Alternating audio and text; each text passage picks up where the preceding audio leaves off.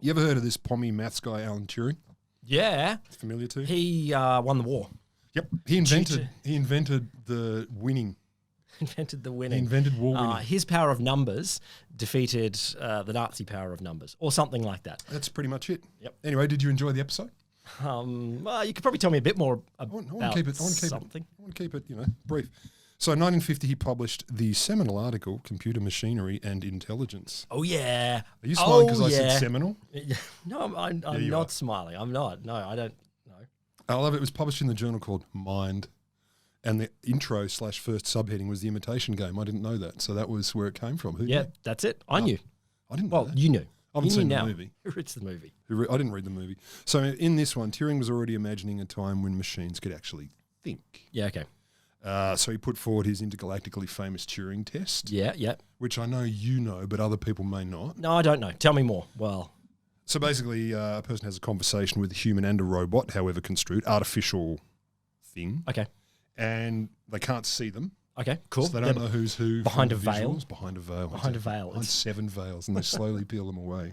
Like a sort of Balinese theatre sort of veil. I want them behind that. That's exactly how he envisaged it. It's in this paper. Okay. The second heading. So veil. robot on one side, human on the other side. Don't know which one's Have which. a conversation, and if the robot is convincing And enough and so- you can't tell which is which, or you can't tell if the robot's not a human. Are we talking robot voice, and the human is pretending to be a robot? Like Yes. the human is going. Yep. Meep, bop, meep. Yep. You can only have humans participating who go zip, zor.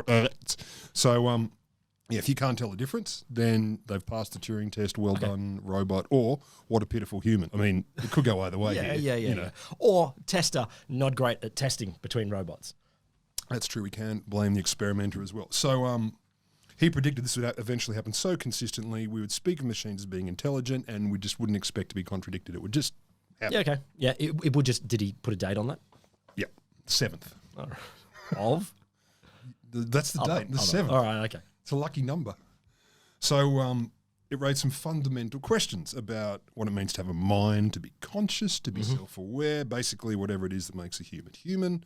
So the same sorts of fundamental questions that philosophers and religiousists have been posing for 2 or 3 million years now. What does it mean to be human? So that's the Turing test in a nutshell. Did you enjoy it? Yeah. So you've heard of that? I want some more. Okay, you've heard of that. Have you heard of the Eliza Effect? The Eliza Effect. Eliza Doolittle?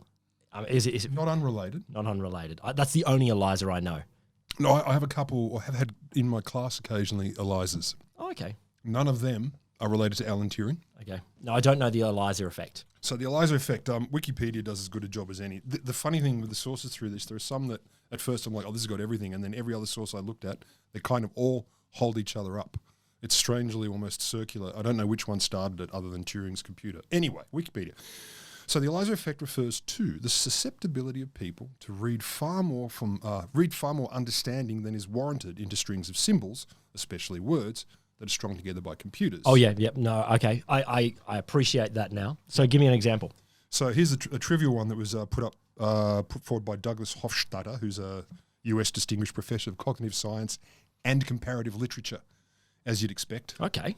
I've heard his name, but I didn't know about the comparative literature part, which I think that's a wonderful combination. Why not just combine two things anywhere around the university? You could art and Tyre and repair. There's not a lot of tire repair at the university. There could be. I was if there going to go a like department. mechanical engineering and Accountancy and choreography. Very popular, that one. So his trivial example, as it's been put, is an ATM shows the word thank you at the end of a transaction. yes. And as it's been put here, a casual or very casual observer might think the machine is actually in some sense expressing gratitude, or might react like, okay, No, if you're not paying a lot of attention. yeah, sure. More than you'd expect. People, oh, okay, cheers. And like there's a vibe that quite often it would appear people feel. Is this like the effect where you talk to, one of your Alexa or Siri or something like that, and if she or he or they, I don't know the proper pronoun for Siri, does the right thing, you say Here. thank you afterwards. Like you Kind of, yeah. right? This treating them a bit more than they need to be treated. Yeah. And this is like an early version of that kind of thing. Do you thank your washing machine? I don't thank my washing machine. Yeah, I do, because my clothes are rank. So like I think thank you every time. I thank my toilet too, because who'd want that job? Can you imagine that? What are you going to be reincarnated as, a worm? No, a dunny. You have to swallow it. All of it. What? Horrible. Stop it. What a horrible job. Stop it. So thank you, toilet people. That's the lesson. So basically, the Eliza effect describes any situation where, just based solely on a system's output, however that output is output, people believe they see the system having some kind of, quote, intrinsic qualities and abilities which the software controlling the output cannot possibly achieve. So it's assuming it's got some sort of personality Yeah. or humanness or Yeah. consciousness or something like that that's Yeah. not there at all. Even from very rudimentary output. So like I just want to. I get an ATM saying thank you. I just want to push back a tiny bit. I think it's the whole system. Like it's your bank saying thank you for your custom. It's the system, man. You know, it's the people that run the bank are saying thank you for banking with us. It's not. No, it's they're not. There is some pre-printed code that spits up. Yeah, and they decided. So you go to the bank and say thanks for thanking me, and they go, "Well, for man." They don't know what you're talking about. I think you're attributing too much to the system, All man. right. But I see what you're saying. So, weirdly though, the Eliza effect happens even when people are aware of it being a machine and it being pre-programmed, and that's the standard thing. People still there's a tendency for people, depending on the system, to go, "Oh, there's kind of a bit more of a connection than there should be," or they attribute too much to it. This does sound a little bit like scientists want us to look at the world in a more dismal way. Like this is just a way where we're No, assuming it's going there's to end a, up very positive. okay, good. But it does sound like there's a little we attribute a tiny little bit of agency to the robots and machines that are around us, and scientists are like, stop it, you can't do that. It's like, what's the harm? I agree with that. It's like when people go, "I know," when you talk about the octopus or whatever, you're anthropomorphizing. It's like, why would you assume the default setting is they are nothing like us? Well, okay, octopus is clearly. But whatever it is, a freaking fish, I mean, a bat, like, well, you're attributing it human emotions, and that's the end of the argument. It's like, that's not the end of your argument. Yeah. Tell me why that is the unreasonable position. How do you know they don't? Bitch. That's what I say to all scientists who say I'm anthropomorphizing. So again, from a psychological standpoint, still running with Wikipedia because it was the best summary, the Eliza effect is a result of a subtle cognitive dissonance between the user's awareness of programming limitations and their behavior towards the output of the program. So you might be aware this is just a program, but it says thank you in a nice way and sends you an emoji, and you're like, "Oh, that's nice. Thank you. Thank you too." So the discovery of the Eliza effect was an important development in artificial intelligence work. Okay. Because it demonstrates the principle of using, as they put it anyway, social engineering rather than explicitly passing a Turing test. Is this maybe if we fake it a little bit, it'll seem like it anyway? Yeah, or we don't need to. Like, it just kind of happens. We're not saying they're intelligent. We're saying people will treat them more humanly anyway. Yeah. And this all started with a piece of 1960s software that did computer therapy. Boom, boom, boom. Don't add to the noise. It's very loud already. I like it. Welcome to the Wholesome Show. Science stories where they don't set the volume correctly beforehand. I was dozing off before that, so it's cool. Also for people who sit up the back of the class. Yes. And we woke them up now. We did. The Wholesome Show is me, Will Grant. Me, Dr. Roderick Griffin. I am not a machine. Hey, you Lamberts. don't know that. You don't know that. You don't know that. No, I don't know. You don't know that. Because honestly, despite all forces conspiring against me, How would you somehow know? I still work. How would you know? Yeah. There was. Have you watched the series Loki? Awesome moment. Is this a spoiler alert? No. Well, maybe for some, it's if you walk through this gate and you are in any sense robotic, you will be dissolved instantly. And it's just like, but Just a moment of hesitation. I don't know. I can't be 100% sure I'm not. Hey, did we tell them who the Wholesome Show is brought to them? Yeah. No, we didn't. Okay. Well, you know, listener, it's brought to you by the Australian National Centre for the Public Awareness of Science. And artificial intelligence? Could be. You did a bit of work down that line. I dabble. You don't build it, but I dabble. You talks about it. I dabble. This is. I mean, I'm a dilettante. What else am I going to do? I dabble. I dilettante. No, you're a Renaissance man, mate. I assume. I saw you riding a horse after your fencing lesson. Oh, one does. And then waltzing with royalty. European royalty, no less. Renaissance, mate. I would really like to. I'd like to do more fencing, but it seems. I don't know where I fit it into my life. I nearly did as a primary schooler, and my buddy was going to sign up to it. And yeah, fuck it, let's go do fencing. And then he suddenly at the last minute pulled out, and I'm like, well, we're going alone. So I never fenced. Aww. I was a fat kid. It would have been very funny watching me. wobbling around, waggling my sword. Well, you're in saying clothes that. didn't fit. I would not have laughed. I would be very gentle away. in my mirth. Past me can cope. Okay, fair enough. Current me's going to trash your car. So Joseph Weizenbaum. Weizenbaum. He's probably called Weizenbaum because he was eventually in America. So he was Okay. born in 1923 in Berlin. Yep. Cool times. Cool times. I know. So you'd be amazed here in 1936, his family fled to the US. Cool. Because of the whole Thing. big Jewish. The thing. Jewish isn't great back then in that place. Well, no, let's not blame the victims here. I'm saying it wouldn't be great to be Yeah, Jewish in wouldn't- that yeah, place. just- That's okay. not blaming them. Yeah. I mean, you're born Jewish. Yeah, Unless you're yeah. Sammy Davis Jr. Then you It can became become- not good because of baddies. Didn't become great. Baddies. No.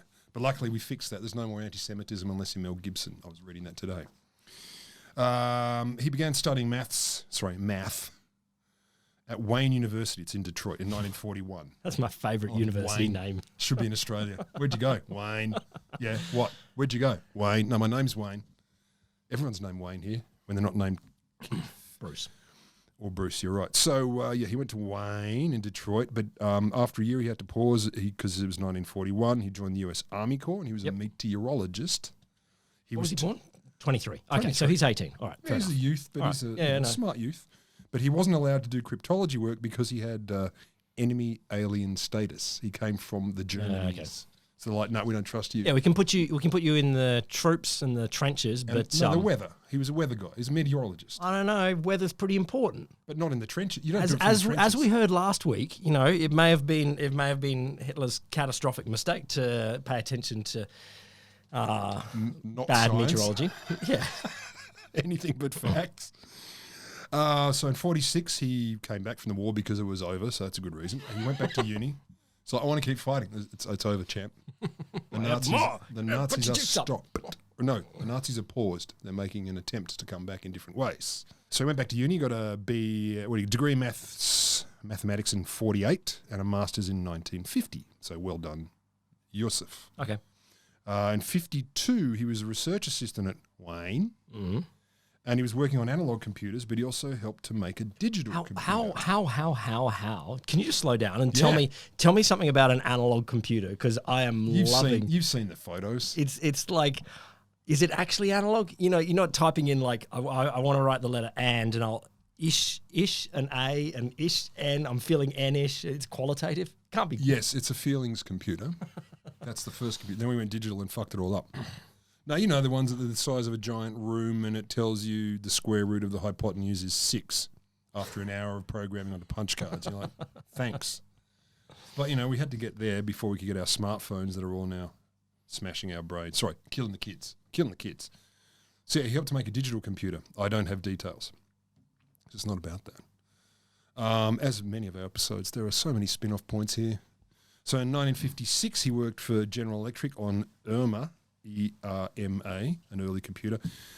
IRMA, you want to guess what it stands for? I bet you can. Electronic Register of Mathematical analog, but not analog anymore. See, that's more interesting. Electronic recording machine, accounting. I was so disappointed. I looked it up and went, oh, what do you do? Electronic What was recording wrong with No, accounting. But it's not it's just IRMA. So it's a computer system that started using magnetically encoded fonts. So magnetically encoded stuff. Yeah. They put it on things to allow automated checking of processes using magnetic ink character recognition. Oh, wow. You've heard that 1,000 times. Wow. No, tell me more. That's awesome. Yeah. No, I can't tell you more because it's not about that. That's so It's weird. not about that. So he's also part of a team that designed and built the first computer system dedicated to banking operations. First ever. Which, for us today, when we chime into our smartphones to do our banking apps and could transfer money instantly. But you can also understand why Thank you. banks were probably hungry for this and desirous of it. I can. And we'll, right at the end, we'll talk a little bit about what he thinks about that. How can you think anything other than this is the way of the future? Oh, he definitely thought that. All right. There's no question he thought that. All right. Fair enough. Is that too much foreshadowing? No. No, he's very happy, loved it. To this day, if he weren't dead, he would still love it. So in 1964, he got a position at MIT. Cool. Massachusetts Institute of the Technologies. Now, a lot of what I'm going to tell you in the next bit comes from 99% Invisible, because they seem to have some of the best summaries. Even though, as I said, multiple sources were riffing off each other repeatedly. But anyway, so in the 1950s and 60s, chatbots were pretty limited. I didn't think there were any chatbots. were. I thought they were invented by Facebook in 2015. Yeah, no, you mean MySpace. Or whoever. So no, but they existed. So the best they could do, and they literally could do this, converse in very inverted commas about very specific topics. Like you'd have a baseball chatbot, for example. Are they purely research here? Like, or do they have them out in the wild where you can go in, like, next to the jukebox is a chat box and you can type and talk. You want to talk baseball too, because no one else will talk to you. Yeah. No, I think they're pretty much all research. I'm not aware of them existing beyond the labs. Yep. So because programmers could restrict the possible number of questions and answers, so you could build machines very specifically about topics, and they'd kind of pass as intelligent. People kind of go, oh yeah, this computer guy knows a lot about baseball. Seems to work quite other well. things. What a smart machine. What else did they program in? Not a lot. You know what they did. They did some porn in there. I bet they did. Porn has driven all technological I'll advancement. bet they put in a whole bunch of porn in the... Seriously, porn, the reason we discovered fire was because a dude wanted to have the intercourse and the lady said it's too cold. Or the other way around. No, it was men first. And men invented porn.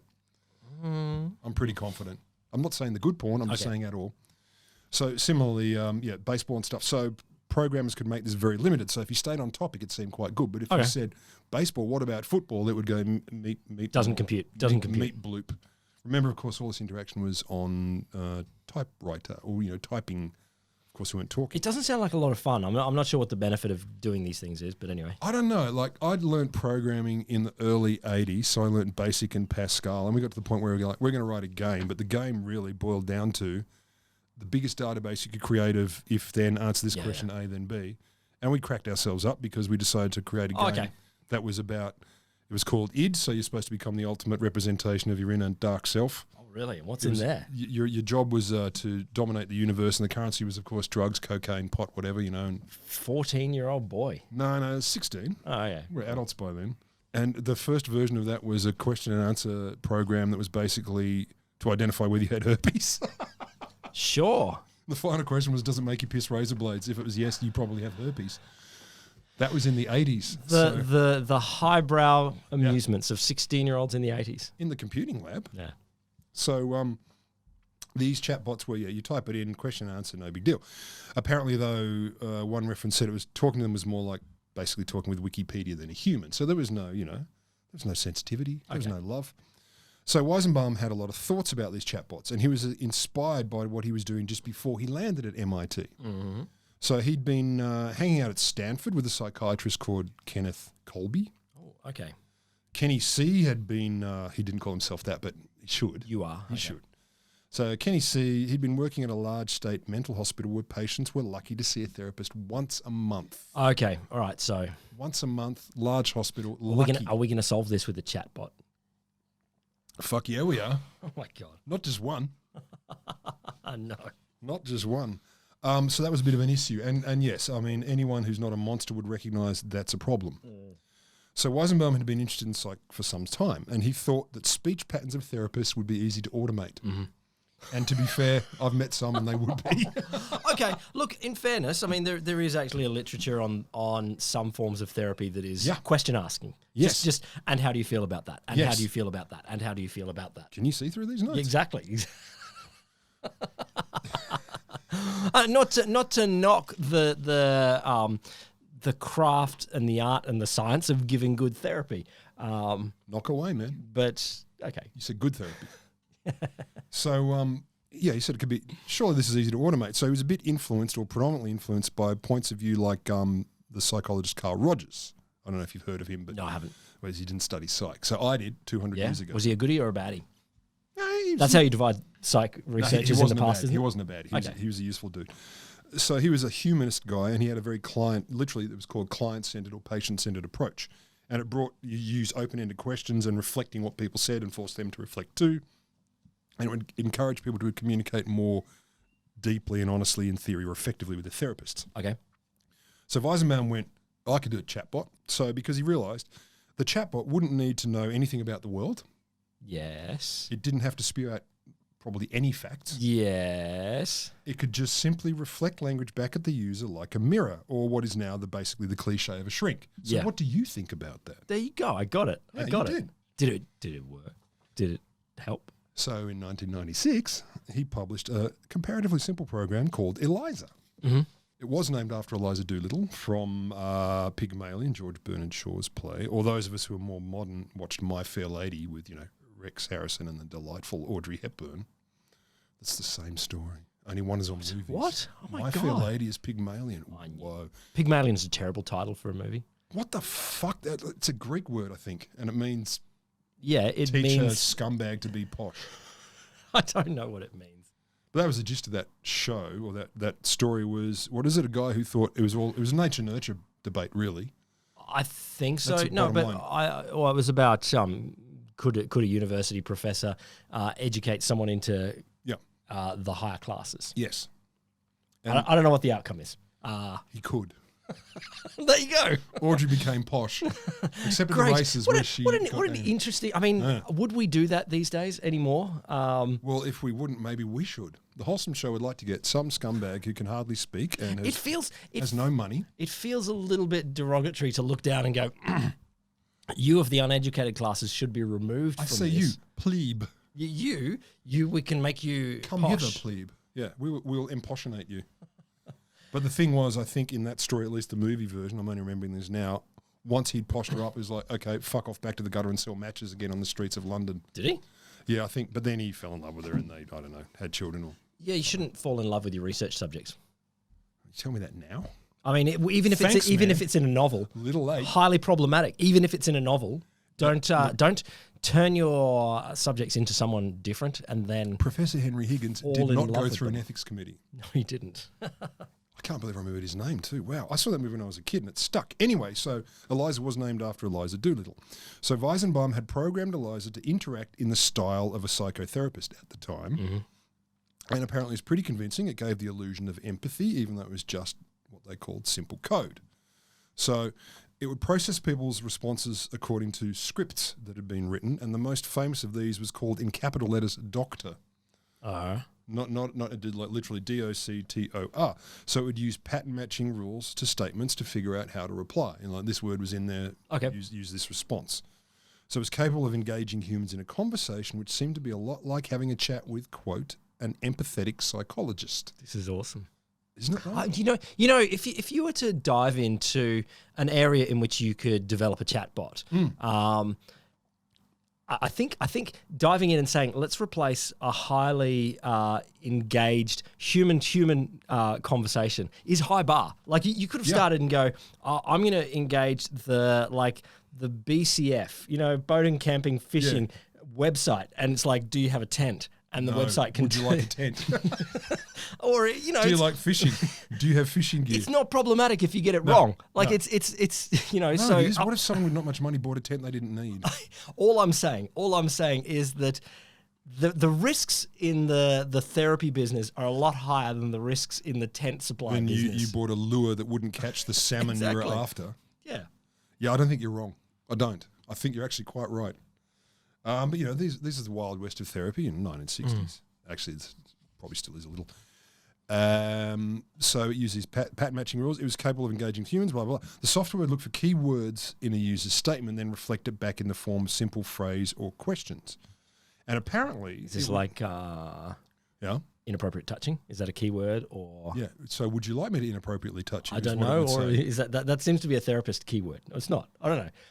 I feel hurt. I feel sad. There's a keyword. There's a more legit. And why do you think you feel sad?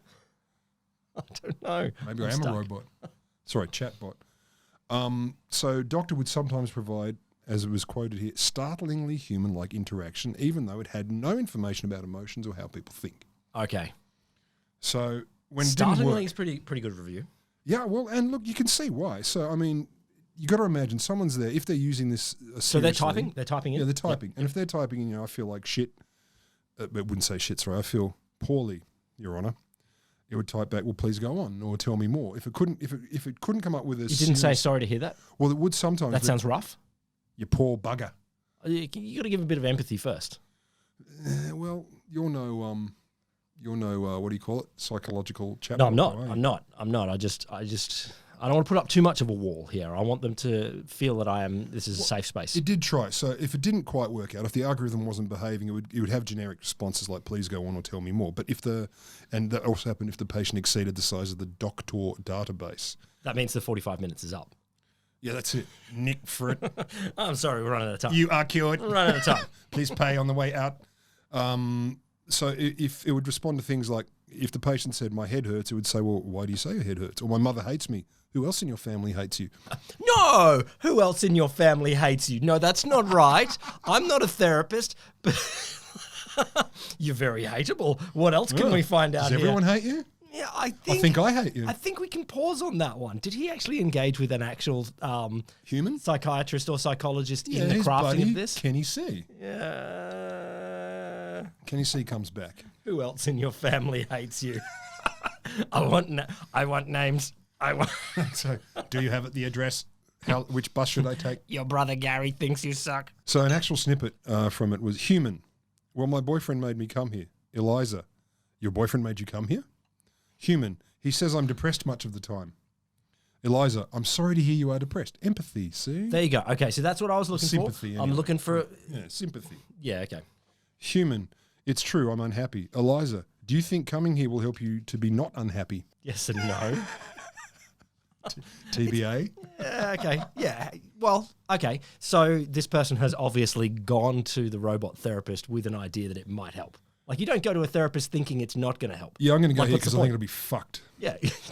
No one does that. I want to feel at best the same as I went in, preferably worse. Even if you believe, Yeah. okay, it might not work, but you go to a therapist with the idea that it's going to help, possibly going to help. Yeah.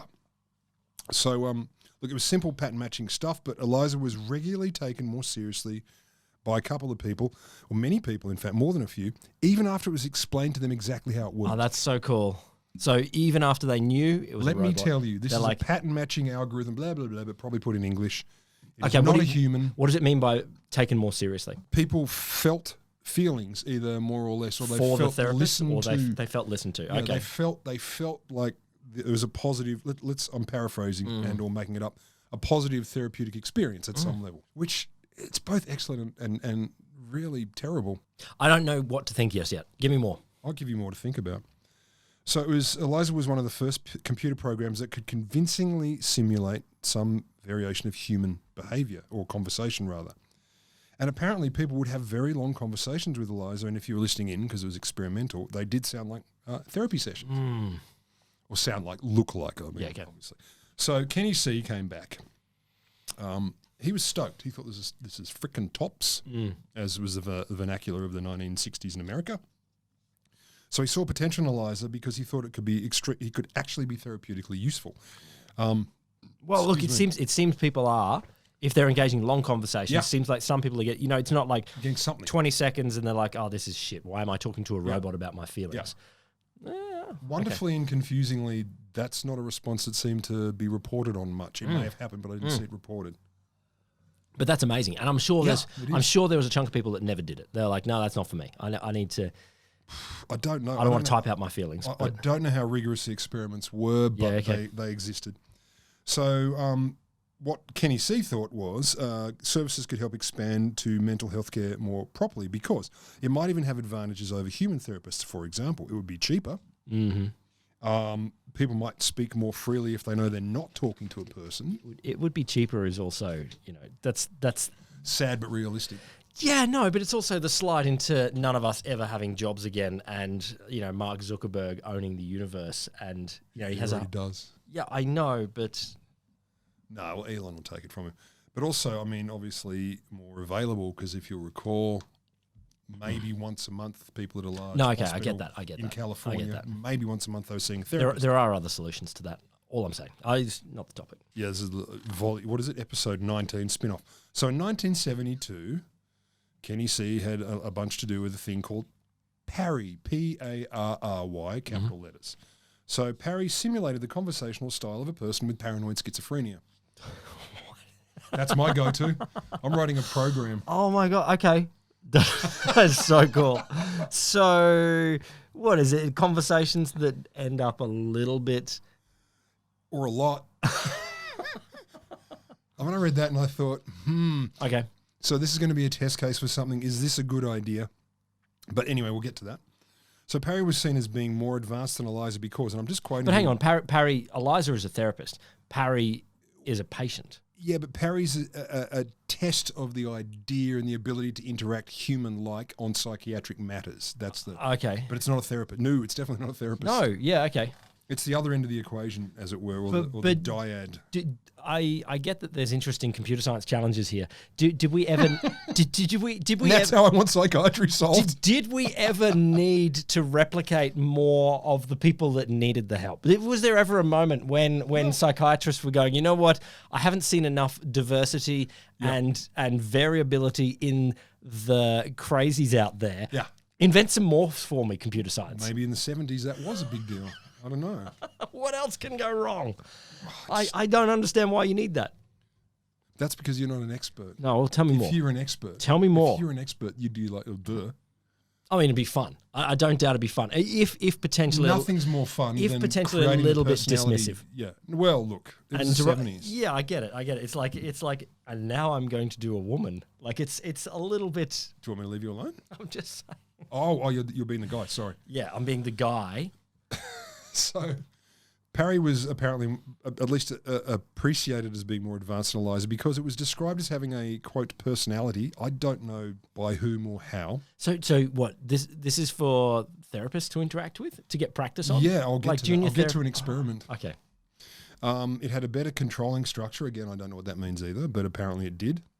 It defines responses based on a system of assumptions and, quote, emotional responses activated by the change of weights in the user's utterances. And I have well beyond no idea what they meant by that. No, I don't even. Say it again for me slowly and I'll not know as well. Yeah, not that slowly. Defines responses based on a system of assumptions and emotional responses activated by the change of weights in the user's utterances. I assume they mean, I don't know. Is it listening to tone? I assume it's capital letters or something because... It's still typing here, right? Well, that's my understanding. It doesn't actually say that. None of the sources I've found, so I'm assuming typing, voice recording and recognition, not so hot in the 70s. So there was an experiment in the year of 1979. Significant at all to you? Does it ring a bell? I don't care about it.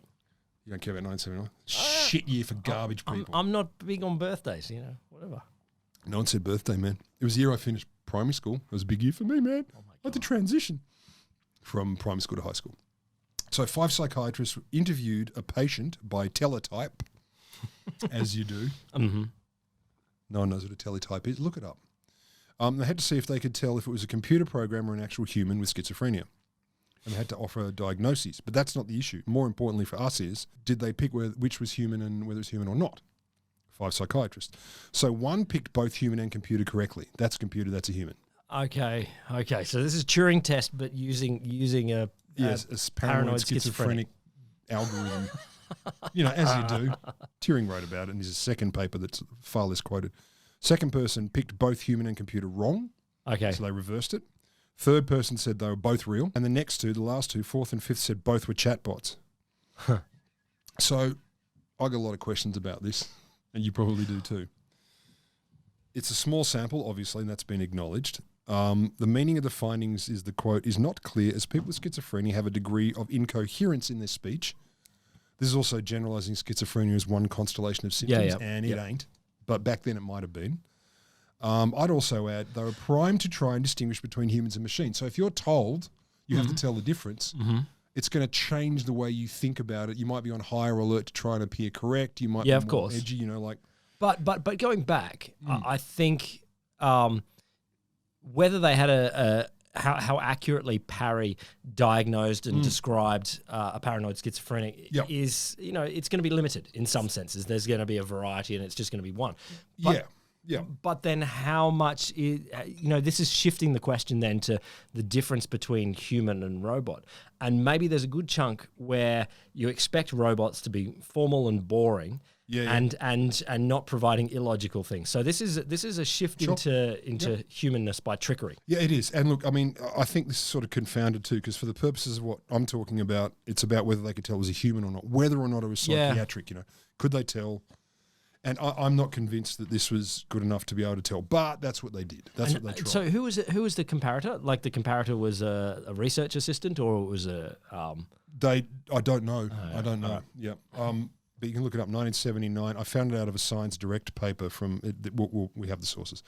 So anyway, Parry's. Just going back to the whole Turing test, though. Yeah. How easy is it to work out via answers? You know, what is the difference between a human and a robot answering things? And I get if the robot only ever gives you ones and zeros, or only ever gives you super pat answers. I get it. Yep. So there is a jump up there. But I think one of the problems with the Turing test is that it is so narrowly defined. You know, in terms of just the text that is written down. You know, so there's not even speech, which has a whole bunch of tone, a whole bunch of intonation, which is incredibly complicated. It's not behavior, it's not the physicality, any of these things, and it's like this is such a narrow definition of humanness. Look, it is, but when you think about it at the time, this is bleeding edge technology. No, I don't doubt it. I don't doubt it. So they're doing what they could at the time to push this. So, I mean, you can look at this particular example, Parry, from many different perspectives and professions. But the bottom line, for the extent to which it mimicked a human, that it could fool people who were used to dealing with humans in this context. Yeah, okay. It did it. God, I mean, actually, I'm sure that you'll either cover it or there's other research around there. You know, the stuff that fools people. I wonder how high-minded Turing was in terms of can I give you, a high-minded Socratic definition? Can I engage you in philosophy? And that is where the human lies. And I'll bet, actually, to trick most people, there's a whole bunch of little things like being hesitant in your answers, having doubt, typing something and then deleting it and going, I'm going to say something else. Broken grammar, anything like that. Mutually inconsistent. Yep. And these are not the things that Turing was necessarily thinking about. I mean, okay, he didn't have to define it because his test is open, not saying this is what it'll be. And he was the first guy, so he can do what he wants. Yeah, okay, but it does sound like it's not high-mindedness that shows humanity. It shows that actually how bad we are at actually communicating most of the time anyway. It almost always seems to be it's the flaws and the stutters and the mistakes that go, okay, that's the difference. I mean, I'm not transcribing, I'm reading some transcripts of some interviews at the moment. Yeah. And it's always funny how different speech is from text. Like if you type an argument down, someone says, here's a question, and you give an answer, blah, blah, blah, blah, blah. Yep. So different from if you were to verbally answer that person. You know, we have half sentences that stop, and then you have another thing coming up, and then you come... And no one hears that and goes, that's weird, that person's broken. Totally. If you wrote it the way you spoke it, you'd think that's broken writing. Yep, totally. Yep. Yeah, that's a episode spin-off number 28. So... they basically said, look, Parry is considered a low-capability chatbot because it could understand is a big word here, language, and the ability to express emotions-ish. It also had a very low response speed, and it couldn't learn from its conversations. So there's no development. So it wasn't an AI in any sense of the word. Learning is hard. Learning is hard. Learning's hard for humans as well. Speak for yourself. I have a PhD. I don't need to learn anymore. Just do a voice. What was that voice? Deaf man. That's not good. Not deaf man, stupid man. Let the record stand. Let the record stand. Stupid man. So one source, what about AI and chatbots? One source suggests, and this is the best I could find, that some kind of AI was first used in 1988 for a chatbot called Jabberwacky. Not Jabberwocky, Jabberwacky. Yeah. So it used, here's some technical talk, I don't know what it means, but you might be able to, some deduce or take something out of it. It used contextual pattern matching to respond based on previous discussions, so it learnt in some sense. Mm-hmm. And it was written in, and I love this, the language, the details were irrelevant, but it was based on spreadsheets. So it's at the back of it was spreadsheets. Databases. Yeah, okay. Databases. Yeah. To be fair. It's just funny to say it was based on spreadsheets because that's what they said. But... it couldn't necessarily respond quickly and work with multiple users. But I have two examples of a conversation from jabberwacky.com. So this is still up. We can access it, or someone's made you can still find it. It's sort of archived, but you don't have to. It's not hard to click on it. Jabberwacky.com and then dive in. So this is kind of, I think it's two pieces of a connected conversation. So user and then Jabberwacky. User, do you think this is really a site to chat to bots? Jabberwacky, no, I usually avoid it. User, then why are you here? Jabberwacky, Ask yourself that question and you'll find the answer to that. Very zen. Yeah, no, that's not good. I shit see so far. that. That's shit, I'm calling that a robot. Gets better. User, I can't answer for you. Jabberwacky, tell them I love them. User, tell who? Jabberwacky, other people. User, do you love them? Jabberwacky, not really, do you? User, do I love other people? Jabberwacky, so you already know how to love. User, yes, I have always known how to love. Jabberwacky, and what about love? User, I love to love. Jabberwacky, well, that's a good hobby. Oh, Jesus Christ. So it sounds like learning is broadly construed. it sounds like a version of purgatory here. Like you are forced to sit and talk to an idiot chatbot from the 1980s until has a lot eternity. to say. Oh my God. So this conversation, I'll give you one other snippet from it. Like here's my definition. Okay, this is not a true definition. Shut up, Jabberwacky, you fuck. No. Here's one version. I don't want to be in this conversation. I don't want to be having this dumb conversation about love with a robot. So the difference between it and something like Eliza is it doesn't say, oh, so you don't want to be in this dumb conversation. It goes sideways, or at least somehow diverts. So there's a cutoff in these snippets of conversation. Then the user says, why do this? Jabberwacky, because I have nobody to love. User, someone must love you. Jabberwacky, my parents. User, do you love them? Jabberwacky, yes. And yourself? Well, that's nice. Yeah. User, yes, very much. Jabberwacky, very much what? User, I love my parents very much. Hey, that's not bad. Yes, it's getting better. That's it warmed not up. Jabberwacky, not as much as me. Okay. Get fucked, mate. I love my parents more. Champ. User, where are you? Jabberwacky, here. That scared you? It's in the house. User, where is there? Jabberwacky, right here. User, why are you being obtruse? Jabberwacky, because you aren't acute. User. Oh, an angle joke there. I know. So it's angle joke. User, I think that you are not even cute. And anyway, on and on it goes. So the second snippet suggests there's some kind of learning as such going on. Some kind, I mean, is it sensible? Yeah. But it's doing something. So what about this sort of stuff, Eliza, etc. today? Yeah, okay. So automatic or automated therapy, there's an app for that, and a number of them, in fact. Yeah, I'm sure. So this one is I like the most. So this is, I just, stepping away from that just for a second. Yeah, I mean, it is really comforting that that we humans can be therapified, given therapy to really, there's two bits that are really cool about this. One is you can be made to feel better via conversation. Like that we humans can have enough going wrong with us that can be fixed by conversation. And absolutely, literally just connection. Literally just talking things through, and that will make you feel better. And that's a really cool thing because dogs can't do that. I don't think. You don't know that. What are you disanthropomorphizing them? Octopuses probably can't. A lot of and that's kind of, but also that it's actually simple enough then that we can put robots in to do that. Yeah. Speaking of which, okay. So in the mid-2010s, a woman called Alison Darcy and her colleagues began to work on designs for a digital tool aimed at making mental health care, quote, radically accessible. Yeah. Okay. So they played with video games and stuff before they came up with Woebot, WOE, as in woe is me, bot. I don't love it.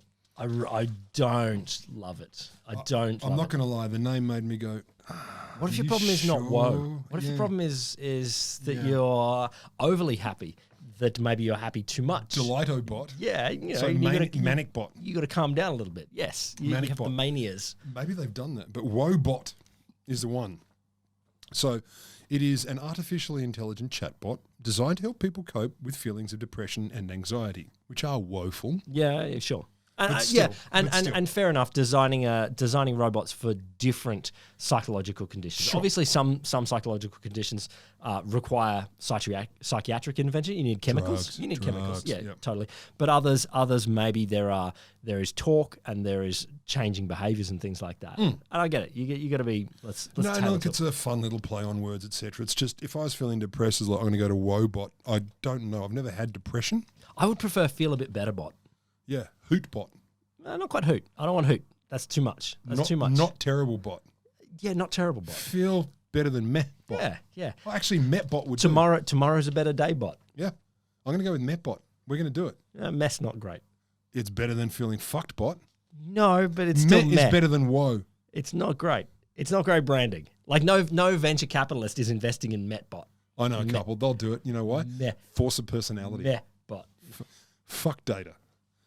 So Wobot uses the principles of cognitive behavioral therapy, so CBT. When what that does is it helps people interrupt and reframe negative thought patterns. So those of us who have ancient, I don't like my kneecaps. So you interrupt that thought. Yeah, with something. You have look, positive there's kneecaps. Dishes to do, and I love doing dishes. There you go. But we who are more scathing about it back in the late 90s doing psychology, you'd call it snap the rubber band. You know, I'm feeling bad, snap the rubber band to kind of break your thinking. Put it around your wrist, snap the rubber band. You think it distracts you. And why were you feeling scathing about it? You tell me. I've spoken to therapists since then who've said, so the thing that's broken is your brain, and you're supposed to use your brain to rationally fix it. I don't think that works. But it does. What else you got? But it really does. Yeah. Like you know what's interesting about us humans? There is no bit of it that doesn't involve our brain. Like there's okay, feet doesn't, but there's no. So one bit of it, just feet.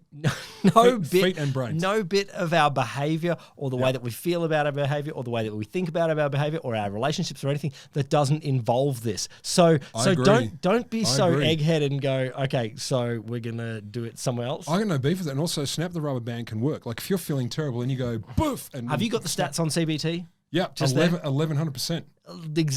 Exactly. I got no beef with it. I'm just saying, for those of you who are in the know, like I used to be 25 years ago, snap the rubber band. So you just do that, you break the pattern, and you reframe the issue. And so you're being dismissive, but it's a lot better. No, I'm not. It's a lot better than tell me how your mother thought about you. You don't know. It depends on your problem, man. Yeah, obviously it depends on your problem. If your problem is rubber bands versus if the problem is your mother. Speaking of which, tell me about your mother. Great, wonderful, lovely. Because she listens. I agree. I've met her. She is great, wonderful, and lovely. There you go. Hi, Sue. So, designers are clear. Well, it was launched in 2018 as an iOS app. Designers are clear, and they say this out loud. They're very big on transparency. Wobot is not trying to pass the Turing Test. Mm-hmm. It's very transparently. Don't even care about that. That's not the go. They claim it's very transparently not human or non-human, and what they mean by that really is... I'm going to read you some screenshots. Okay, I'm going to pause for a second because we had a conversation a few episodes ago. The world's biggest robot. Wait, this isn't our first episode. No, it's not our first episode. The world's biggest robot. And one of the lines of question that I think still applies here. What does it mean to be a robot? And in this sense, they're not trying to fake. They're not trying to pass as human. Doesn't mean they're not a robot, obviously, but there is humanity in the coding, Absolutely. There is no moment where humanity has not been involved in the design and drafting of this. And its purpose is very humane as well, very human-ish. Yeah. Oriented to our values. Absolutely, 100%. But they are look. I think from what I read about them, they seem pretty ethical to me. This Wobot company. So it hands them off if you're about to do anything bad. Oh, absolutely. And yeah, cool. I'll get to this. There's a statement of their values, and they're worth talking through a couple of them. But anyway, so they say, well, we're not trying to pass the Turing test. We're definitely which is actually probably more ethical. It is more. I think so. And they say it's represented by a robot avatar, and part of its personality is that it's curious about human feelings. So it's curious, not human. Oh, that's so good. So they programmed a personality in there, and they decided on some things. It's curious about. Yeah. And as I said, I've got a couple of screenshots. I'll pretend. So you just imagine there's the focus group. They're sitting down. They're going, okay, we want it to pretend to be interested in human feelings, and because it's still lines of code, it can't actually be interested in human feelings, but let's do all the fakery of that. But you could argue if that's the way it's programmed, it's not pretending to be interested, that's what it does. It demonstrates interest, however, artificially construed. No, let's just go with it demonstrates interest. Demonstrate and pretends are the same thing. I don't think they are, because pretend has a different kind of intent. Is it interested in human feelings? Is it interested in anything? Whoa. There they go. It's not. So both demonstrate and pretend in this sense is... Wobot. So anyway, even at the early prototype stage, which is interesting because of what it declares up front what it is, even in the prototype stage, people were forming emotional connections with the program. It offers high fives. It sends gifs. It acts like a less formal therapist. Does it really? Uses emoji. What sort of gifts? All the emoji you can imagine. Is it really? Yeah. That's literally, awesome. Literally. And people were forming bonds. I don't know about you, listener, but I think emoji are a great way of communicating. And I kind of feel that having a good emoji game is a good thing these days. You want to be able to express exactly the right emotion there.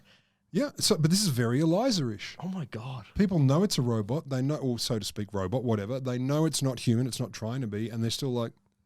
So is it telling the difference between? I love this. The difference between the smile that's sort of a small smile and the smile that's a big smile. And the upside down face smile. Like, who knows what that means? No one will ever know what I've that seen means. people using it like, how the fuck do you know what it means? Because I don't. No, it's impossible. No, the point is it's impossible to know what upside down smile means. Thank you for It's impossible to know. But I love the difference between so small anxious. smile. Small smile is not a smile. That is like I am Smirk. I'm smirklet, ultra smirk. No, but it's pretending to smile a little bit for some context, but in other contexts it's not. And so can it tell the difference between that? I don't think so, but I could be wrong. Please tell me. So Darcy, the chief of this company, said her team is very conscious of the ethical questions raised by AI, and she acknowledges this kind of tech is like a surgeon's scalpel. If you use it wisely, it can be really good and help people survive. Misapplied, it's a total weapon. So sure, okay. Yeah, well, no, I think it's good. It's good. It's to not see a great. this articulated. Just second, surgeon's scalpel is not a. It's not a bad weapon. They're fucking sharp. You don't win a war with them. Like, How many do you have? Even then, how many scalpels? Even then, it's still just a scalpel. Like, I think 1 billion people with scalpels. Okay, look. There are not many dystopian science fiction movies where robots get sent back from the future with scalpels. You haven't read the scalpels? Versus robots that are highly intelligent and can pretend to be us get sent back from the future to kill us. So I'm just gonna say you've never read the Scalpelist. It's like the Terminator, Part 2, but it's a sharp knife. Part 3, scalpels will lie. Knives can hurt, absolutely, but they will. There is no scenario where humanity is wiped out by knives that have. I think maybe you're a chatbot because you're taking it too literally. I think you're a chatbot. I just don't like the analogy. Welcome to the Wholesome Show, where it's me, a human, and whatever the fuck that is to my side. So they're very conscientious. They're very conscious. They're very worried. So from robothealth.com, they set out their values, and they're very clear, and they talk about their core beliefs. So there's 10, but I'll give you some. So robot. Do you get to 9 and go, come on, we can make it to 10. We can have one more Surely belief. You do. Or do you get to 11 and you go, fuck, we got to cull one. We don't have that belief anymore because it doesn't Everyone fit. knows it should be. You know, Moses had 10. That's the point. He had 15, but he dropped a 10 tablet. fingers. He dropped a tablet. He dropped a tablet. Haven't you seen Mel Brooks' History of the World? It's a Far Side cartoon as well. Fuck, it's a great. I bring you these 15. Bang! 10 commandments. That'll do. I read this, the total aside listener, I read this great Mel Brooks quote the other day. He had this strategy for dealing with bosses that I think everyone should take. I nearly sent it to Rod, but there's a bit of Rod that might not like this. But anyway, it's Mel Brooks would just say yes, no matter what. Like the boss would say, look, you got to take out that thing. And he's like, yes, of course, it's gone. And then doing it after saying, and then never do it. No, I do like that. I tried that recently. It's like, yeah, I'll do that. And then I'm thinking that'll never happen. There's like, did you do it? And like, fuck. Depends on your industry. And the request and the boss and the relationship. Our boss is great, by the way. She listens to every episode. And by every, I mean she's heard 2? Yeah, she's got all of them. We've only done 2? Yes. Is this the second? Yeah. So some of the core beliefs. Number 1, robot believes that people are fundamentally dynamic and fluid and constantly changing. Can't we say humans are good and worth preserving? Humans wobble around. They wobble around. Humans wobble around. Okay, good. But let's just. I just got to say, Isaac Asimov, dickhead who doesn't understand galactic politics at all. No. You're hating on the representation on Apple TV of Foundation. Anyway, shut up. Isaac Asimov's a clown. He's a fucking clown from Clowntown. But all I'm saying, his rules for robotics have lasted for a science fiction novelist quite well. Decades. And the number 1 rule, I don't know, do no harm to humans, something like that. Can't that be number 1? Can't our values be humans are worth preserving? So speciesist. Just if you're putting robot code, humans are worth preserving. Please put that number 1. I might be in there. I can't remember now. Don't tell me it's number 7. I'm so overwhelmed. Asimov is You know it's going to be humans are fluid, paperclips are awesome, the universe should be full of paperclips, and if we can't fill the universe with paperclips, preserve humans. That's going to be like. But if we can, no, I want humans preserved. Number 1. Any robotic values. So the corrected version is humans first. That's number 1. You should write to them. You should write to Darcy. Robot is it's agnostic to diagnosis, so it doesn't. What's the point? Well, it's not. No, that's. I think that's. It gets fair. to the end of the conversation is you do what you want. So Doc, I've heard all your shit. What have I got? I'm not qualified. I think it's all a fair right. response. Okay, I'm That's not qualified. All right. Robot has a growth mindset, and it says in brackets, as do his creators, which I think is interesting. In that they say it's a him, which is interesting. There's a whole literature. As I mentioned before, on Siri or Alexa and the gendering of robots. There's a huge literature on it. And often it seems to be, look, if it's a helper bot, it's a lady. If it's an expert bot, it's a man. All the classics you'd expect. That's not good. All the classics That's not good. No. But still, yeah. Well, I was about to say I don't have a problem gendering robots, but now I do because it's bad for the rest of us. No, but later on. So they definitely refer to Wobot as his creators. But I saw some screenshots of Wobot stuff where there was a reference to gender and Wobot said, well, I'm neither he or she. Okay. So in practice, actually quite different. It should probably, actually maybe that's another rule for general robotics that we should not gender things that can't be gendered. Tell that to the Germans and the French and the Italians. Like tables. And the windows. Table. Yeah. The window. Yeah. Das Fenster. The window has no gender. All right, that's their problem. I'm not solving the romance language problems. Also, gender doesn't mean the same thing for them. I wouldn't. No. Gender and language. No, it's very different between gender and language and gender in terms of interacting with a quasi-humanish agent. Yes, I agree. And you know I don't like to agree. I was really comfortable with going, my Siri is a she, and now I can't be. Well, Siri is set up as a she, unambiguously. No, you choose. From the beginning. Now you choose. If you asked anyone straight off the bat, is Siri a boy or a girl? No, but most people would say girl. But from your first setup, do you choose a boy voice or a girl voice? I'd love to know the numbers on who chooses boy. I bet less than female. Probably, but still, I'm only guessing. But still, that's spin-off episode number 912. But still, I think we should, as a society, work. But how do you do a voice that is? Do you do ambiguous or do you do? No, it's tricky, and as I say, look, there's a whole literature on it, and there's depending on your theoretical and practical point of view, good and bad. But anyway, another episode. So I love this one. Wobot practices quote sitting with open hands. It's computer code. It's a Buddhist idea. Yeah, I get it, but it's Buddhist computer code, man. Like they've always. Is there done. A representation of Wobot? Like, is there a picture going on here, or is Wobot it just text? has logos and stuff. It's pretty much text and response. But they're very careful. So Wobot, I love this line. Wobot never assumes that someone wants help. Now my side is Wobot can't assume anything. It's programmed. But what they point is it'll always issue an invitation. It'll offer choices, and it will never employ persuasion. That's what they say. Now, of course, deliberately employing persuasion and accidentally employing it are different things. But again, I don't want to kick them down. It's nice to be alive to that. I think they're doing okay. Like, I think they're trying. Humor, they say. They still humor. It's great. Can be a therapeutic tool. Good. It's still not eradicating humans. I just want. No, humor, not humans. Yeah. I get it. Tell me more about humans. So humor can be a therapeutic tool. It makes hard work easier. It helps people to not be hypnotized by the gravity of their own thoughts and problems. Is that what humor does? Didn't you know? Have you not read the paper? This is what human does. It dehypnotizes you from the gravity of your situation. Didn't you know that? Rehypnotizes you to a different gravity. Or no gravity. Gravity's just a concept, man. Wobot does not laugh at or minimize other people's pain. Gravity is the interaction of like mass particles. Emotional gravity.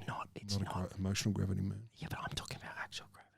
I'm just saying that gravity's not a concept. It exists. Fucking science, it's scientism. I tell you, jeez, we're not into that. Wobot might tell the old joke when timing is right. Knock, knock. I know. Wobot.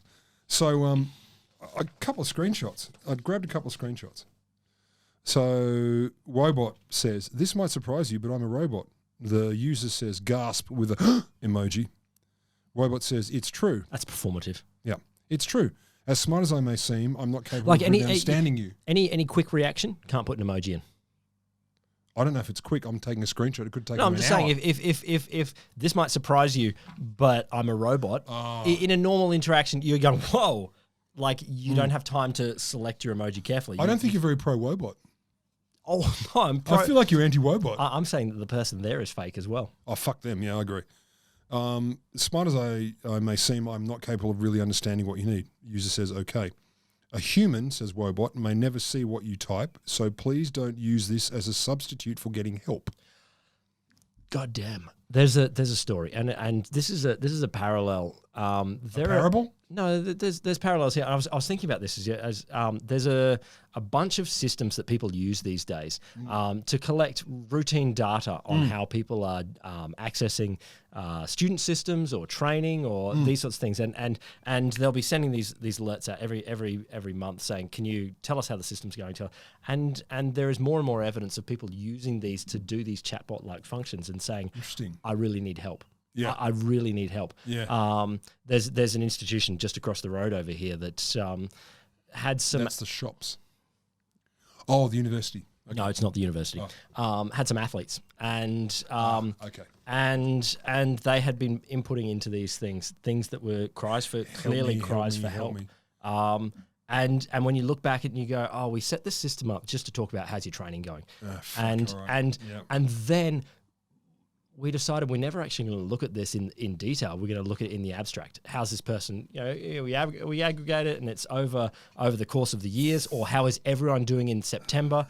And then there's these qualitative boxes that... it turns out people are shrieking for help. But we put those in with never an idea to actually look at it, and people are shrieking for help. So, I'm glad they've got that. I think this does better because it does things like it will actually very quickly automatically send you to help sites. I mean, the screenshot I was talking about got to the point where it said, a human may never see what you type. Don't use this as a substitute for getting help. Good. The user says, got it. But then Robot goes on to say, Wobot, if you're in a crisis or you need help, you can say SOS at any time. Okay. But also a whole bunch of links, suicide prevention, help for blah, blah. I am really enjoying the way that this is clearly a challenge of both coding and ethics and psychology. There is no moment where every bit of the code doesn't have to be poured over by, obviously, how do we get a good response from a computer science sense, and how do we ethically engage with this, and how do we give whatever psychological help we can. That's really cool. Well, I'll give you one more just because there's heaps, but I'll only give you one more. So Robot says, write one of the anxious thoughts that's bothering you here.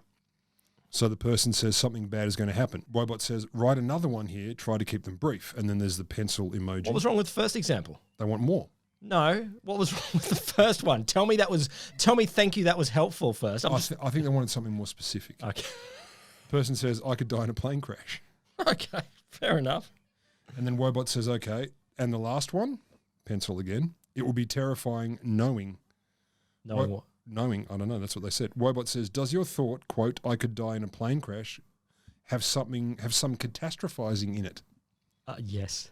The person responds, catastrophizing, question mark, and then Wobot goes on to explain. It's when you put a negative spin on a situation, blah, blah, blah. So I don't think it's terrible. I think, and there's many, many more examples. It's not terrible. It's not terrible at all. So blah, blah, blah, blah, blah. Did it work? So within the first 5 days of 2018, first 5 days after the launch, 50,000 users. I don't know if they charge. I don't know. Aside from that, people are hungry for it. Absolutely. Like people are hungry for something here. I think we're hungrier for therapy or some version of it, potentially more than ever before. Or we hear about it more than ever before. Yeah, look, and maybe other way around. The one of the good things here is the threshold for getting therapy. You know, if dropping. Well, you know, you talk back to that psychiatrist, you see them once a month. Yeah. Or similarly, you know, psychologists I know are in high demand here. That there's a fairly high bar to go. Okay, I got to take time out of my life, but I got to book it in advance. I got to potentially pay quite a lot, and potentially pay quite a lot. Yeah. There's a high bar of going. Oh, okay, is my struggle that bad? I don't want to waste their time. Maybe I'm not in enough distress. You know, there's a version of this, the chatbot sort of world, where you flip it around and go, any marker above my life's not swimmingly awesome, or below any Below, yeah. any And moment where for a people are going, while. I could get a little bit of help, but I wouldn't go to a psychologist. Yeah. You know, Yeah, it's it. Like, not for a day. You have a bad afternoon, whatever. But if it's like, oh, it's been a whole week and I feel like shit, okay. Let's but even for a day, what if there's a world where even for a day you go, I had a really shit afternoon and it's weird and I don't know why. Is it the worst if a chatbot says, yeah, these things happen and move on? And I'm not saying this one can. Actually, but no, is you're that right. the worst? You're right. Is that the worst? You And know, in the sense of simple. You know, flip it around from like a GP model where you go to the doctor once you're pretty sick, but Yeah, you flip it around and you had some sort of little, you know, diagnosis thing in your house and you put your finger on and it goes, you've got the tiniest of colds, or you had an allergic reaction, or there's nothing going wrong, and you do that way more. Like what if we move to a medical system where people are getting diagnosed all the time? Is that bad or good? I don't know. Both. But It's both. maybe It's both. Overdiagnosis can be a problem, but it's also can be useful. It's both is a Wholesome Show t-shirt. Because we go both ways. Well, intellectually. So did it work? Yes. As I said, 50,000 users. They were exchanging millions of messages a week.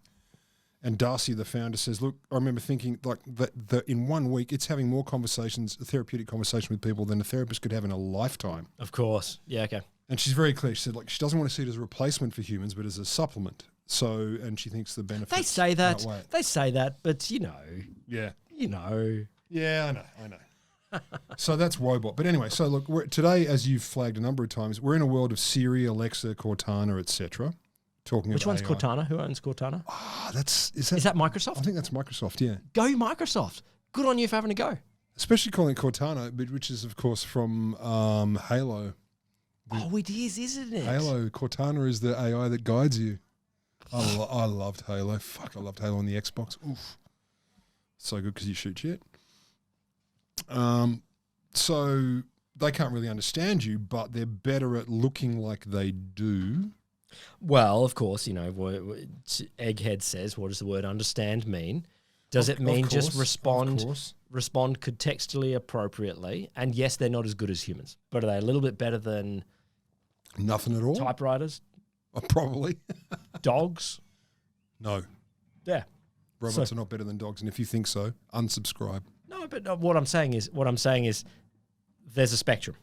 And there absolutely is. And I mean, you flagged this earlier, I won't go into detail, but Google created an AI called Duplex in 2018, and there was classic stories about it makes that. houses, but they're joined together. Exactly. Just joined shared wall houses. Shared wall houses. That's what it does. We need an AI for that. But that was the one where they demonstrated it by getting it to ring up a restaurant and make a booking on stage. And the difference was it did things like put in ums and ers and hang on a moments and stuff. Yeah, there you go. And a lot of people had difficulty telling the difference between that and a human. And I think it underlies the Google Home Assistant, or whatever the fuck it's called now. So we're getting better at making it look like it. Anyway, what about Weizenbaum? What about the original Eliza? Yeah, tell me. Full circle. So he hadn't expected people to become so captivated by Eliza. Remember, we're going back to very simple lines of code that I could have written as a teenage boy writing drug programs. But you didn't. No, I didn't. But I'm saying that's how simple it was. Some guy who escaped the Holocaust, you know, did. Yes. So tell me about him, not it's you. Pretty much exactly not, like me. Not you as a 16-year-old in Canberra. Oh no, I'm not belittling it. I'm saying the point. More of the point is it was on paper so simple, like so remarkably simple, but the effect. He couldn't believe how captivated people were, and he became worried. And I mean, he got very worried and quite early. So he said, quote from a MIT newsletter, he was shocked to discover that many users were taking his program seriously and were opening their hearts to it. So that freaked him out. It went on. The experience prompted him to think philosophically about the implications of AI and later to become a critic. Oh, really? So he flipped. Allegedly, at least according to one source. Of the concept of AI or the possibility of AI? The danger. He went from this is opportune to it's not good. Okay. He got worried. So there's what Wikipedia called famously an example where he saw his secretary using Eliza. She knew it was a simulation. She was there for the whole thing. But she got to the point where she said, look, while I'm interacting with it, could you please leave the room? Like, this is personal and private.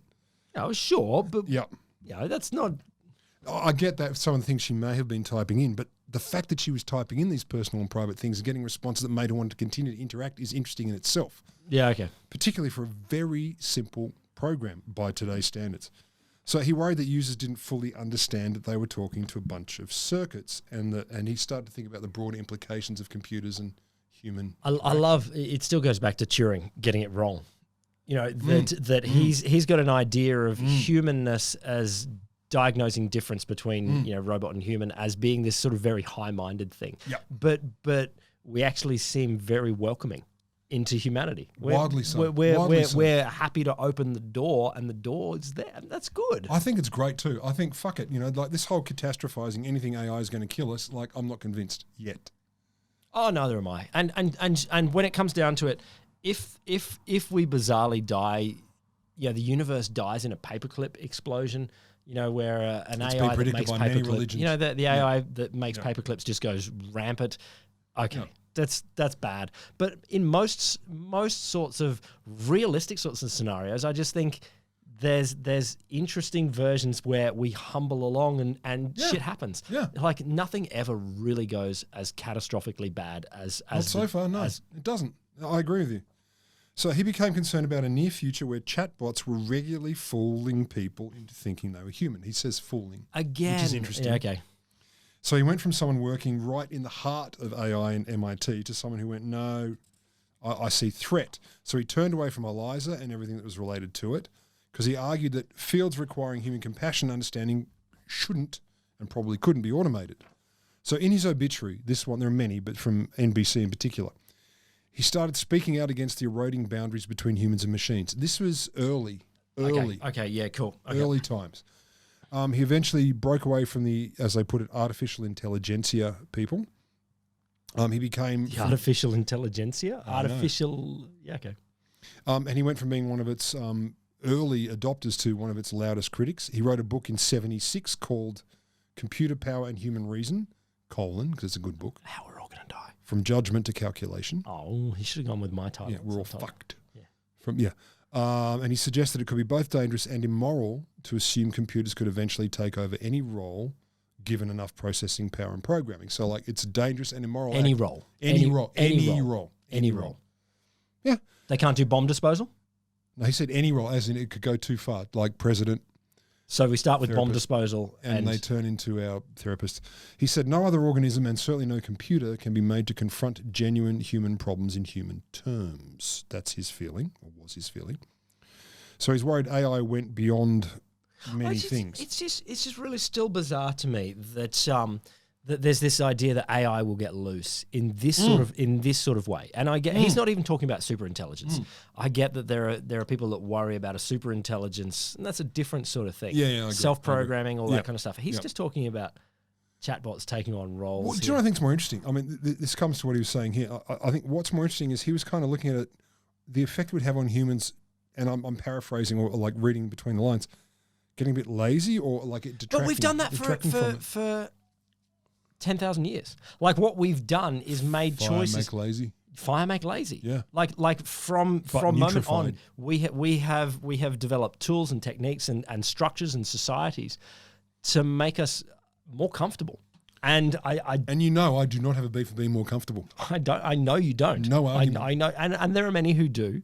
I want names. Who the fuck are they? My brother. But but within that, that's not a problem as well. Like if 95% of humans go with, I'm going to go with the more comfortable route, so long as it doesn't destroy the planet. I agree with you.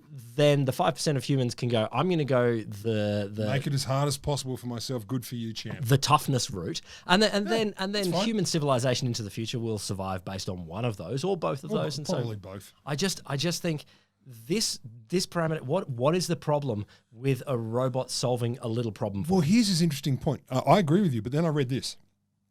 So his concerns went beyond AI. He was saying he fears for society in a future where we're basically based on computers because, and this is what I think is really interesting, the quote is, the computer at its most base level is a fundamentally conservative force, and that despite being a technological innovation, it would end up hindering social progress.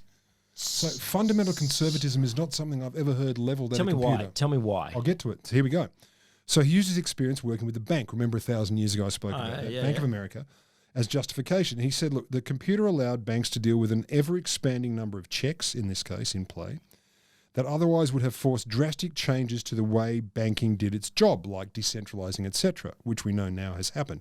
But he said, As such, although the computer allowed the industry to become more efficient, it prevented a fundamental rehaul of the system. This was in his time. So what he's saying is the computer helps us do the things we're already doing better, but it doesn't make us or help us think about things, doing them better or differently. Which is an interesting point. Okay, yes, that computers optimize rather than Innovate. So they optimize. They help us to optimize within local boundaries, and they don't allow us to. They don't allow us to jump out to other scenarios. Yeah. So what? But remember, he's not talking today. That doesn't stop us from jumping out to those other boundaries in other ways. He was worried about a dependence. And I get that he was expressing a concern, not a reality. He was just saying, look, what if we become so dependent? Because back to what you were saying, we do get lazy and comfortable. But this is still, what if kids don't learn how to spell because of spell check? And they use spell check. You're right. And what is the catastrophe? And I'll tell you what it is. They can't spell. But even stepping away from that and they can't spell, are they able to communicate? Is it stopping that ability? I just don't. I think it's a fair pushback. I mean, look, I think it's funny. It's funny that he's declaring this that they stop progress, but this is a fundamentally he wasn't saying they stop progress. He was saying the nature of the progress is very pedestrian and not innovative. That's what he's really getting at. And I think it's worth talking about. And also remember, he was programming shit in the 50s and 60s. I know. I wasn't even thought of. So cool. You were thought of. No. You were thought of. Who says, and second child?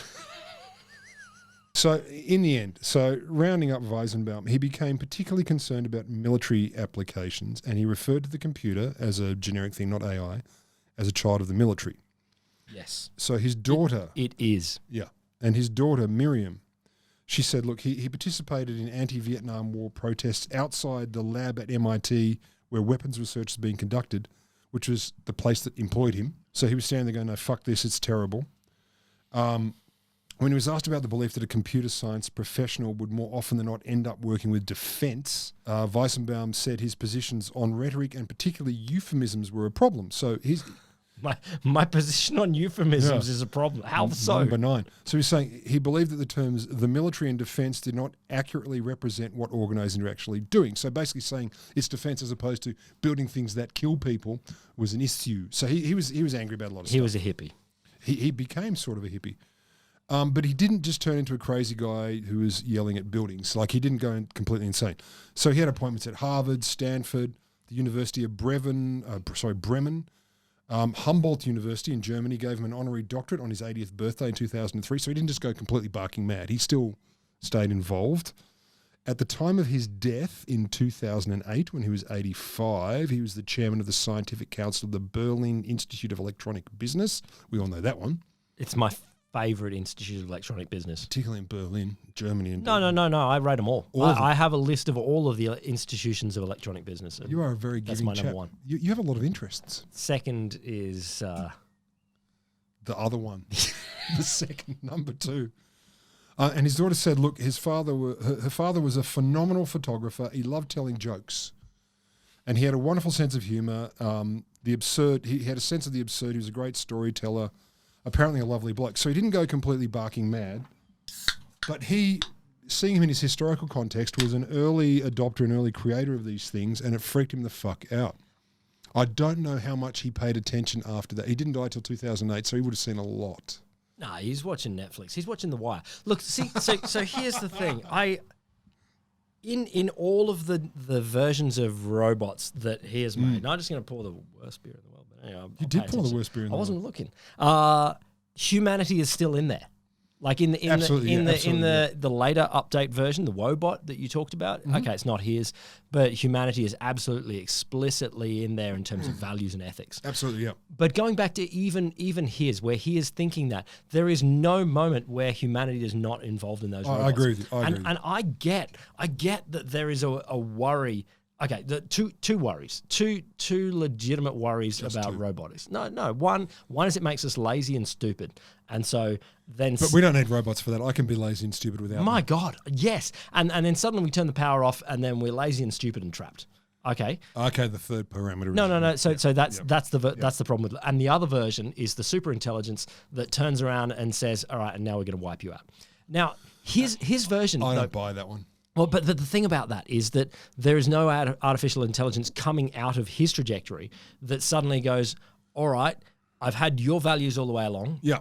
Help you to think about your problems or whatever it is. I can't solve it all, but here's some advice. And then suddenly the best way to solve this is to eradicate humans. I don't see how that happens. Do you know the other thing that gets missed? And I was talking about this and they were talking about AI, and what's I don't hear discussed at all is we create things with intelligence, etc., that may have the ability to suffer, and we don't talk about their ability for us to fuck them. No, well, that's a big one. That's a big frontier. It's huge. And I'd never thought about it. And you know what's interesting is we're gonna deliberately create things with the ability to suffer.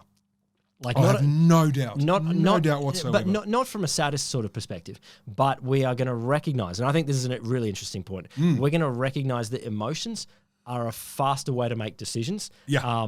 In a sense, probabilistic machine learning is in some sense part way towards emotions. Yeah. In the sense that in machine learning, it's given a new scenario.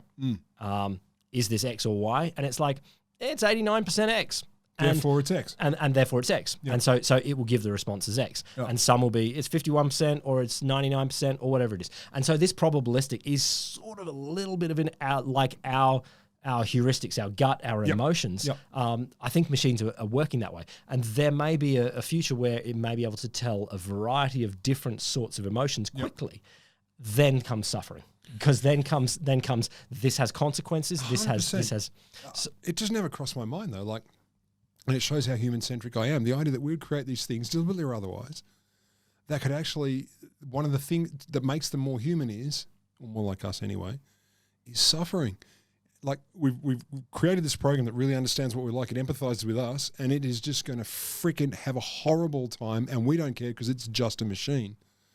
That's messed up. Weizenbaum didn't even talk about that.